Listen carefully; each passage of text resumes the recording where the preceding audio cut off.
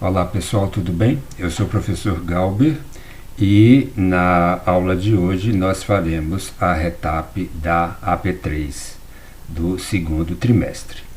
Esta AP3 ela teve como conteúdo letra de música, artigo, numeral, história em quadrinhos e poema. Vocês terão disponibilizado no bloco da sequência didática número 8 o gabarito desta prova, ok? Então vocês depois, se quiserem, podem dar uma olhada lá e verificarem com mais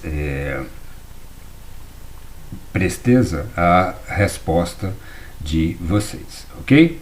Então vamos lá. A P3 do segundo trimestre, ela teve 25 scores. Como vocês sabem, a AE ela tem 50 scores, né? O objetivo desta AP3, além de mensurar o conhecimento de vocês, também foi aproximar os alunos mais da AE. Então, vocês perceberam que nesta AP vocês tiveram questões subjetivas e questões objetivas, né, que é para o aluno já ir se ambientando com o esquema da AE, né, para que ele fique mais próximo da AE que já está por vir aí em agosto, certo? Bem, durante a correção eu vou fazendo os comentários aí sobre as respostas. Então, com base na música O Caderno, responda aos itens 1, 2, 3 e 4. As questões subjetivas devem ser respondidas de forma discursiva. Será atribuído um score se as respostas estiverem corretas e completas. Então, lembrando que as questões subjetivas, né, aquelas questões em que você tem que criar um textozinho, um microtexto para respondê-las, elas têm já calculado nos scores da questão um score para a sua resposta se ela estiver completa e correta. Então não adianta ela estar completa se ela está errada. Você não vai ganhar o score. Você só vai ganhar se ela estiver completa e também correta, certo? Texto 1 é a canção do Toquinho chamada O Caderno. Sou eu que vou seguir você do primeiro rabisco até o beabá. Em todos os desenhos coloridos vou estar. A casa, a montanha, duas nuvens no céu e um sol a sorrir no papel. Sou eu que vou ser seu colega, seus problemas ajudar a resolver. Te acompanhar nas provas bimestrais, você vai ver. Serei de você confidente fiel, se seu pranto molhar meu papel. Sou eu que vou ser seu amigo, vou lhe dar abrigo se você quiser. Quando surgirem seus primeiros raios de mulher, a vida se abrirá num feroz carrossel. E você vai rasgar meu papel. O que está escrito em mim, comigo ficará guardado. Se lhe dá prazer, a vida segue sempre em frente. O que se há de fazer? Só peço a você um favor. Se puder, não me esqueça num canto qualquer. Bem, então nós vimos aí que nesta canção do Toquinho, um caderno diz para a sua dona, né? Ele descreve a trajetória dele como se fosse um amigo, né? Um amigo muito íntimo dela. Ele vai percorrer a vida dela toda, né? Desde dos primeiros momentos da vida dela até quando ela crescer e se tornar um adulto, ok? Número 1. A música O Caderno está estruturada de acordo com o gênero textual recentemente estudado. A que gênero textual o enunciado se refere? Justifique a sua resposta informando a estrutura na qual a música foi composta. Essa questão vale 3 scores. O gênero ao qual o enunciado se refere é o poema, né? As músicas, as canções, elas são estruturadas em forma de poema, que foi um gênero que a gente estudou, né, antes da letra de música, inclusive para dar base ao estudo da letra de música, e que também veio na prova. A música está estruturada em estrofes e versos, né? Um poema ele é estruturado em estrofes e versos. Se você optou por colocar o número de estrofes e o número de versos, tudo bem, não tem problema, está correto também, desde que você não erre a contagem das estrofes nem a contagem dos versos, certo? Questão 2. Na música, o eu lírico descreve sua trajetória na vida do seu interlocutor. Responda quem é o eu lírico referido no enunciado e transcreva um trecho da música que apresenta a trajetória mencionada, né? Essa questão também vale 3 scores. Então, o eu lírico na música é um caderno. Lembrando que o lírico é aquele narrador dos poemas, é o narrador do poema, né? Só que ele recebe um outro nome que é eu lírico. No caso da canção do Toquinho, o narrador é um caderno, ok? O trecho que descreve sua trajetória é Sou eu que vou seguir você, do primeiro rabisco ao beabá, ou qualquer outro trecho que esteja relacionado com essa questão da trajetória. Não dá para colocar todos aqui na resposta, né? Então esse, por exemplo, Sou eu que vou seguir você, ele já está dizendo que ele vai executar uma trajetória aí junto da interlocutora, né? Do primeiro rabisco ao beabá também está indicando nesse trecho que ele vai começar lá nos primeiros momentos da vida da interlocutora, né? Então qualquer trecho que você tenha colocado que esteja relacionado com essa questão da trajetória, que dá a ideia de que ele vai seguir por muito tempo com ela, estará correto, certo? Por meio do texto, pode-se identificar a quem o eu lírico está mandando a sua mensagem. Com base nas informações do texto, informe quem é o interlocutor do texto, né? O interlocutor do poema. Essa questão vale 2 scores. Então, lembrando que esse processo de mensagem, ele envolve o locutor, que é aquela pessoa que envia a mensagem, né? O interlocutor, que é a pessoa que recebe a mensagem, e a própria mensagem. Como a gente pode perceber, o interlocutor do texto é uma menina, ou uma pessoa do sexo feminino, uma mulher, por exemplo. Mas aí já é uma questão de considerar a resposta, né? Porque se ele diz que ele vai começar do beabá, né, de quando ela começar os primeiros rabiscos, então nesse caso aí ela é muito criança, então ela realmente é uma menina. Essa questão de quem colocou uma pessoa do sexo feminino não tem problema, mas quem colocou uma mulher, aí já é uma questão de o professor que estiver corrigindo a sua prova considerar ou não, né? Já é uma questão de consideração, porque na verdade o poema ele dá todos os indícios de que é uma menina sim, mas que é uma criança, né, do sexo feminino, porque o caderno faz essa colocação, né, de que ele vai seguir na trajetória junto com ela até mais lá no final do poema, quando ele diz, né, que quando ela virar uma mulher, ela terá aí opções do que fazer com ele, certo? Então o interlocutor do texto é uma menina. Escreva nos parênteses F se julgar os enunciados sobre o texto 1 falsos, ou V se julgá-los verdadeiros. Não serão aceitas rasuras, né? Esta questão é uma questão objetiva, e as questões objetivas é praxe que não se rasurem, né? Não são aceitas rasuras em lugar nenhum. Esta questão vale 4 scores. Letra A. O trecho do primeiro rabisco até o beabá sugere a aprendizagem da fala pelo interlocutor. É falso, né? Porque se o caderno diz do primeiro rabisco até o beabá, a gente aprende o alfabeto, que seria o beabá, quando a gente começa a escrever, né?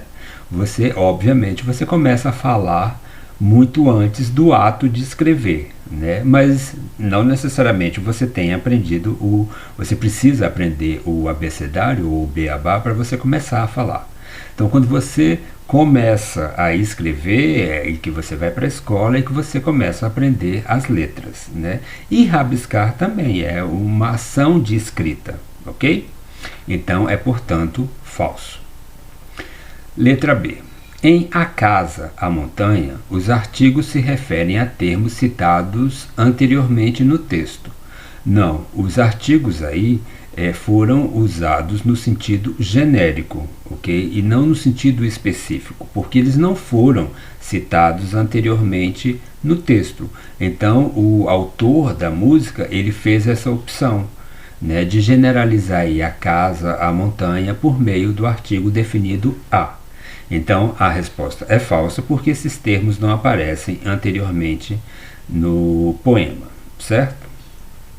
Letra C. Em Um Sol a Sorrir no Papel, o termo destacado indefine o substantivo ao qual se refere, certo? O a gente sabe que ele é um artigo indefinido, né? E não há nenhuma outra evidência de que ele seja um numeral, porque nós estudamos quando é que o é numeral, aí no poema não existe nenhuma evidência aí que o torne numeral. Então, a função desse artigo indefinido é realmente indefinir o substantivo sol. Letra D. Os numerais duas e primeiros classificam-se como cardinal e ordinal, respectivamente. Verdadeiro, né? O numeral duas, ele indica a quantidade e é, portanto, um numeral cardinal. E o numeral primeiros indica ordem, né? Apesar de estar aí no plural, o que possa de repente confundir alguns alunos, mas os numerais, eles vão para o plural, né? Eles se flexionam em número, então não tem problema nenhum. Os primeiros aí seriam os primeiros na posição, na ordem, é portanto um numeral ordinal, ok? Texto 2. Aninha e suas pedras. Este é um poema da poetisa Cora Coralina. Não te deixes destruir, ajuntando novas pedras e construindo novos poemas. Recria tua vida, sempre, sempre. Remove pedras e planta roseiras e faz doces. Recomeça.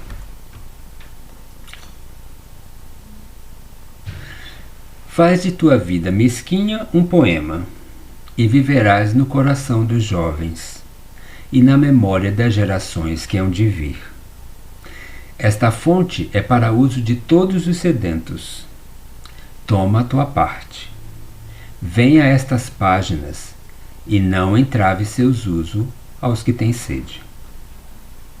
Bem, a poetisa Cora Coralina, se vocês não sabem, é uma poetisa que ela se tornou poetisa já com uma idade muito avançada, né? Ela já era uma idosa quando os textos dela foram descobertos e começaram a ser publicados. É uma poetisa que viveu muito próximo de nós, né? Aqui no Goiás. Quem quiser pode ir lá visitar a cidade dela, a casa dela.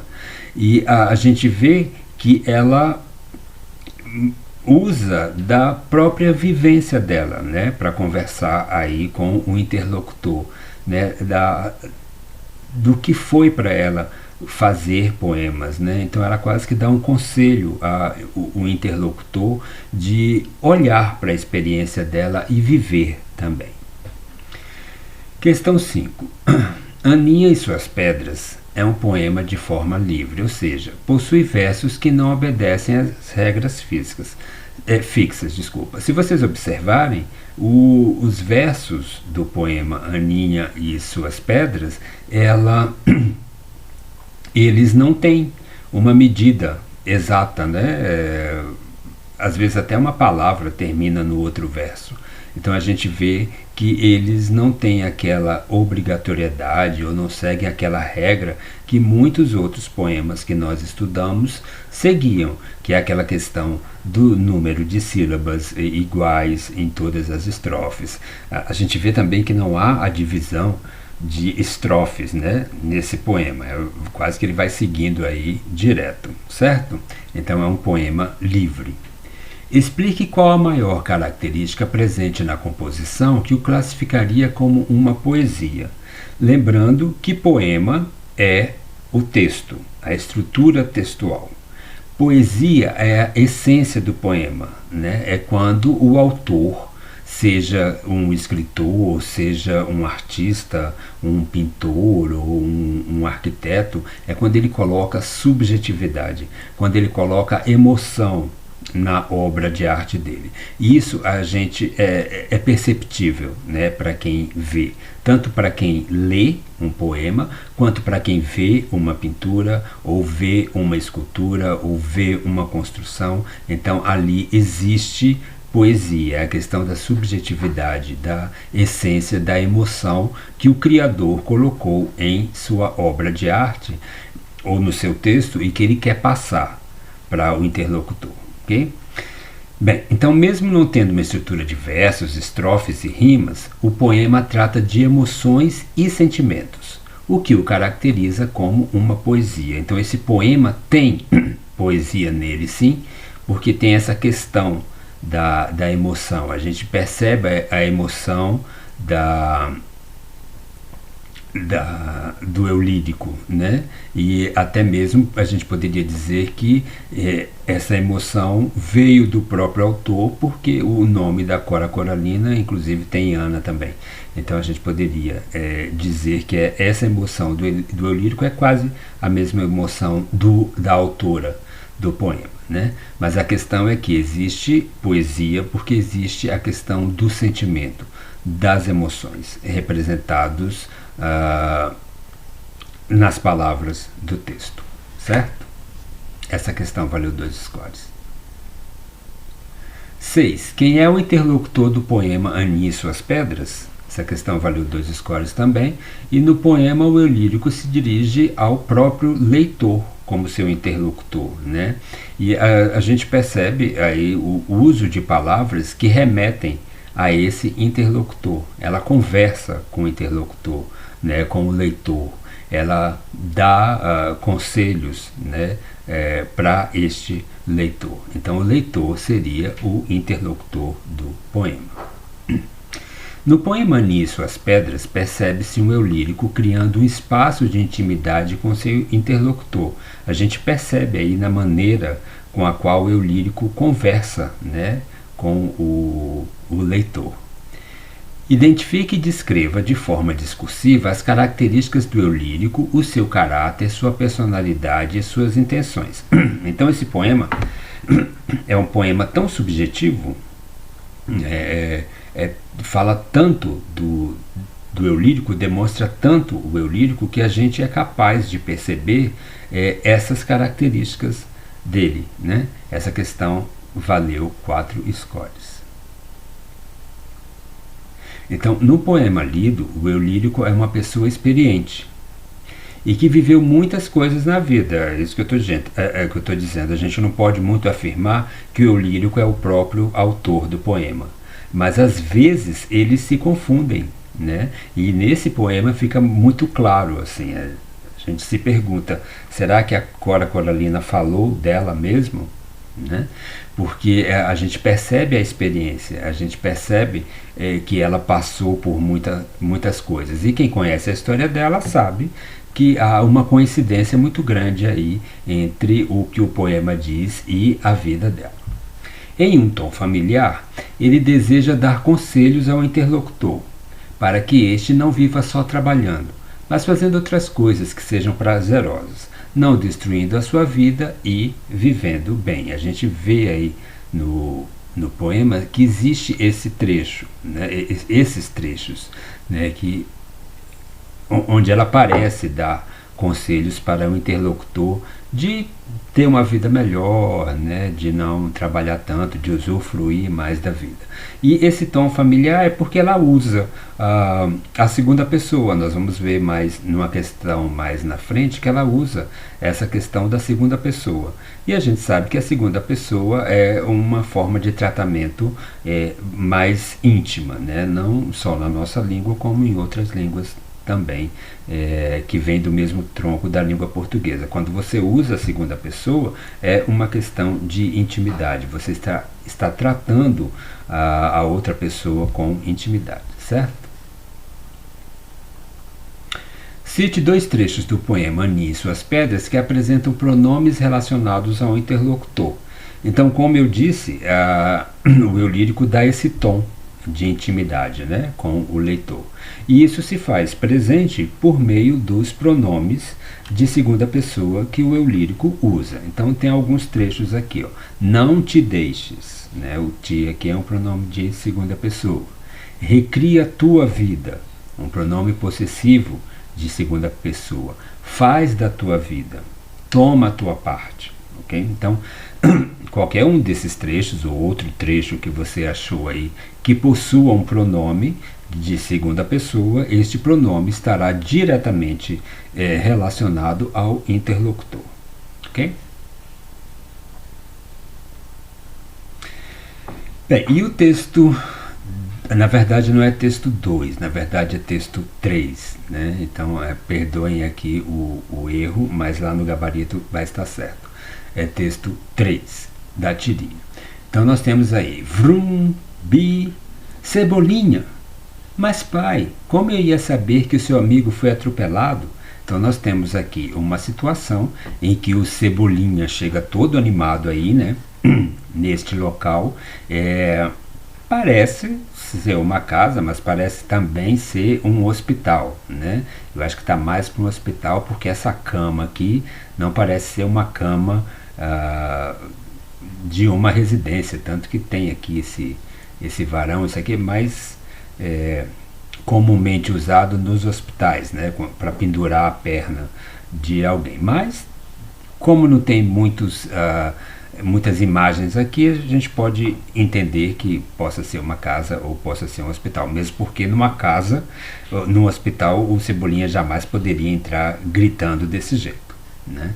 Então o pai dele chama a atenção dele, né? Cebolinha, a gente vê aqui, ó, tá até tremido o balão assim, e todas as letras aqui estão em maiúsculo, né? A gente percebe a expressão do Cebolinha aqui, ele toma um susto, né, com o grito do pai dele. Aí ele vai e diz: mas pai, como eu ia saber que seu amigo foi atropelado, né? Ou seja, o amigo aqui se pendurou nesse varão porque já ficou com problemas psicológicos em função de um atropelamento, né? E a gente vê aqui a expressão do Cebolinha, como eu não sabia, a expressão do pai e a expressão do amigo aqui de terror, né? De quem ficou traumatizado por ter passado por essa experiência de um atropelamento, ok? Vamos lá. 9. Escreva nos parênteses F se julgar os enunciados sobre o texto 2 falsos, ou V se julgá-los verdadeiro. Essa questão vale 3 escolhas. Letra A. No primeiro quadrinho, encontram-se expressões que representam sentimentos e emoções do personagem Cebolinha, portanto, interjeições. Não. No primeiro quadrinho, quando ele entra lá no local, né, ele fala vrum, bi, ou seja, não são emoções dele, não são interjeições que estão sendo, não são emoções que estão sendo representadas por meio das interjeições. Ele está falando, na verdade, ou reproduzindo, na verdade, o barulho do carrinho dele. E isso não é interjeição, isso é uma onomatopeia, né? Então, vrum seria o barulho da velocidade e o bi seria o barulho da buzina. Então, nós não temos aí interjeições. Apesar de estar das expressões estarem acompanhadas do ponto de exclamação, mas nós temos, na verdade, onomatopeias, ok? B. No segundo quadrinho, a maneira com a qual o nome do personagem foi escrito indica que o pai estava gritando. Sim, né, indica que foi um grito. Inclusive, quando nós estamos conversando no WhatsApp, por exemplo, que a gente quer falar alto, a gente manda tudo em maiúsculo, né? Então foi isso que o criador da tirinha quis representar. A gente vê que o balão está tremido também, da mesma forma que está tremido no primeiro quadrinho, que é uma entonação, um tom de voz mais alto, né? Então o pai do Cebolinha gritou com ele mesmo. E a gente percebe até pela expressão do Cebolinha, ele toma um susto, né? Ele toma um susto que até pula, né? No quadrinho. Então o pai berrou com ele mesmo, né? Letra C. Observa-se no terceiro quadrinho que a expressão do personagem acamado está diretamente relacionada ao fato. Deixa eu baixar aqui um pouquinho. Ao fato representado no primeiro quadrinho, verdadeiro, né? O Cebolinha entrou fazendo um barulho, né, de carro, ele tinha sido atropelado, né, e com o trauma que ele ficou dessa situação, então a gente percebe a expressão de terror dele, né, ao ponto de ele até se pendurar lá no varão da cama, de tão traumatizado que ele está com a questão do atropelamento de carro, ok? Bem, então lembrando mais uma vez, o gabarito desta AP3 está disponível na sequência didática número 8, que é para vocês avaliarem aí as respostas de vocês, ok? Muito obrigado e até a próxima aula.